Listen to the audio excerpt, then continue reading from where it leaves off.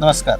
मी कैलास रंगनाथप्पा करेगावकर, चितळी पुतळी येथील एक शेतकरी आहे आणि मी प्रवर्धन सीडचं रेवत हे वाण यावर्षी लागवड केलेलं आहे.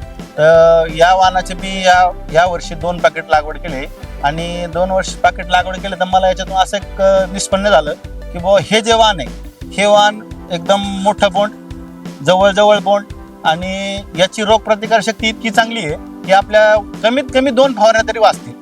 म्हणजे इतकं हे प्रतिकारक वाण आहे. याच्यातून एक तर शेतीला लागणारा खर्च पण कमी होतो.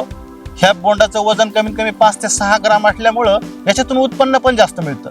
त्यामुळं मी तरी एक शेतकरी आहे ना, त्यांना असं सांगल की बुवा मी ह्या वर्षी हे 2 पॅकेट लावले, पण पुढच्या वर्षी मी हे 2च्या ऐवजी 4-5 असं वाढवून याच्यातून भरघोस असं उत्पन्न घेणार आहे. तर मी शेतकऱ्यांना असं आवाहन करेल की माझ्या वतीनं, माझ्या अनुभवातून, माझ्या निकषातून की तुम्ही या वाणाची निवड करावी आणि आपल्या शेतीचं उत्पन्न वाढवावं ही एक आग्रहाने शेतकरी या नात्याने मी तुम्हाला विनंती करतो.